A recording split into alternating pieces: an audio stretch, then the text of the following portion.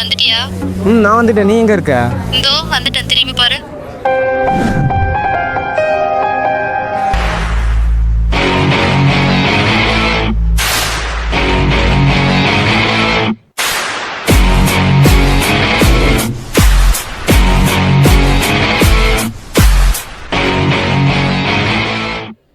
எப்படி இருக்க? இருக்கேன். நீ? நல்லா இருக்கேன். தெரியுது. சரி, ஏதாச்சும் ஆர்டர் பண்ணியா? பண்ணியிருக்கேன். எப்படி இருந்துச்சு இந்த 2 இயர்ஸ்? நீ சொன்ன மாதிரி ஜாலியாக இருந்திருப்பல்ல? ஆமாம், உன்கிட்ட நீ இல்லாமல் ஜாலியாக இருப்பேன், உன்னை மறந்துடுவேன், அப்படி இப்படிலாம் சொன்னேன் தான். ஆனால் முடியல. நம்ம லவ் பண்ண 5 வருஷத்தில் உன்னை எவ்வளோ லவ் பண்ணேன்னா சொல்ல தெரில. ஆனால் நம்ம பிரிஞ்சு இந்த 2 வருஷத்தில் உன்னை ரொம்ப லவ் பண்ணேன். வார்த்தையால் சொல்கிற அளவுக்கு இது ஒன்றும் சின்ன விஷயம் இல்லை. எல்லாத்துக்குமே காரணம் நான் தான். கொஞ்சம் பொறுமையாக இருந்திருக்கணும். அப்படி இல்லை, நானுமே கொஞ்சம் அவசரப்படாமல் இருந்திருக்கணும். உன்கிட்ட சொல்லி புரிய வச்சுருக்கணும். நீ என்ன சொன்னாலுமே எனக்கு புரிஞ்சிருக்காது அபி. ஏன்னா இங்கே எல்லாருக்கிட்டே இருக்கிற பிரச்சனையே நமக்கு பிடிச்சவங்க நம்ம கூட இருக்கணும்னு நினைக்கிறத விட அவங்க வேறு யார் கூட இருந்துடக்கூடாதுன்னு நினைக்கிறனால தான் இங்கே பாதி பேர் பிரியறதுக்கு காரணமாக இருக்குது. முக்கியமாக பொசசிவ்னஸ்க்கும் சந்தேகத்துக்கும் சின்னதாக ஒரே ஒரு வித்தியாசம் தான் அபி. பொசசிவ்னஸ் கோவம் வர வைக்கும், சந்தேகம் அந்த கோவத்தை ரியாக்ட் பண்ண வைக்கும். அவ்வளோதான்.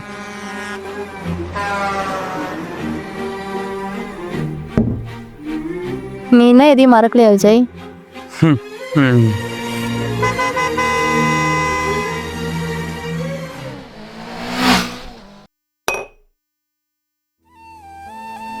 ஆனால் விஜய், உங்ககிட்ட எனக்கு பிடிக்காத ஒரே விஷயம், நீ பண்ணுறதெல்லாம் பண்ணிட்டு அப்புறம் வந்து சாரி கேட்பல்ல, இனிமேல் இப்படி பண்ண மாட்டேன்னு. அது எனக்கு செம்ம கோவம் வரும். நீ சொல்கிறதெல்லாம் கரெக்டு தான் அபி. உன் இடத்துல நான் இருந்ததுனாலுமே அப்படி தான் ரியாக்ட் பண்ணியிருப்பேன். ஆனால் உங்ககிட்ட நான் சாரி கேட்டதெல்லாம் நான் தவறு பண்ணிட்டேங்கிறதுக்காக இல்லை, உன்னை தவற விட்டுறக்கூடாதுங்கிறதுக்காகத்தான்.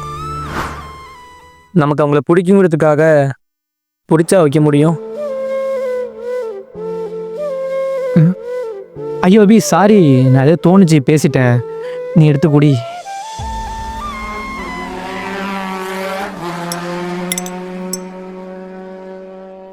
உன்னை விட்டு பிரிஞ்சதெல்லாம் எனக்கு எவ்வளோ கஷ்டம்னு சொல்ல தெரில விஜய்.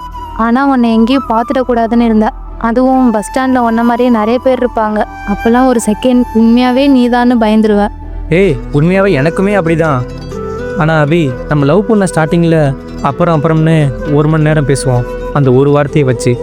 ஆனால் போக போக அப்புறம் பேசுகிறேன்னு வச்சுருவோம். லவ் பண்ண 5 வருஷத்தில் நீ எனக்காக நிறைய சேட்டஸ் ஸ்டோரிலாம் போட்டிருக்க. ஆனால் அதில் எனக்கு பெருசாகவே இருந்ததில்லை, நீங்கள் தான் இருக்கேன்ட்டு. ஆனால் அந்த பிரிஞ்ச 2 வருஷத்தில் எங்கே நீ எனக்காக சேட்டஸோ ஸ்டோரியோ போட மாட்டேன்னு அடிக்கடி செக் பண்ணி பார்ப்பேன் ஆன்லைன் வந்து. என் பர்த்டே அன்றைக்கி வெயிட் பண்ணேன் அபி, எங்கே நீ விஷ் பண்ணிட மாட்டியோன்னு.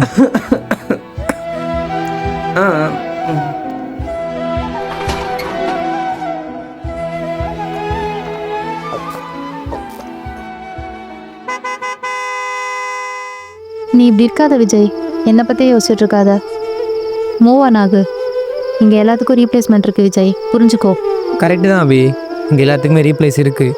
நான் போட்டுக்க ட்ரெஸ், நீ வச்சுருக்க மொபைல், இந்த டேபிள், எல்லாத்துக்குமே. ஆனால் லவ்வில் அப்படி இல்லை அபி.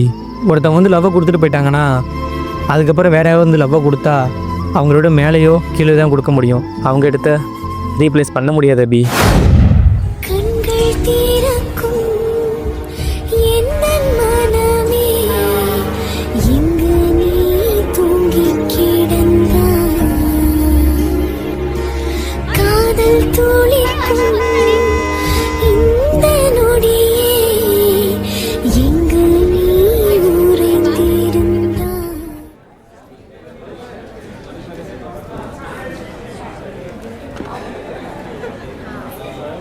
சரி விஜய், டைம் ஆச்சு.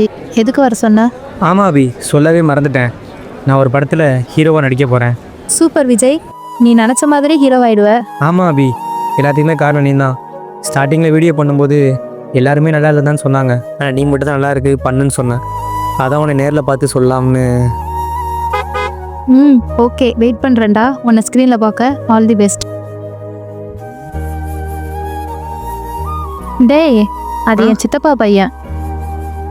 ம் அக்கா ஃப்ரெண்டு வந்திருக்காங்க, நான் பார்த்துட்டு வந்துடுறேன், நீங்கள் பஸ் ஸ்டாண்ட் வந்துடுங்க. ஓகேடி, பார்க்கலாம்.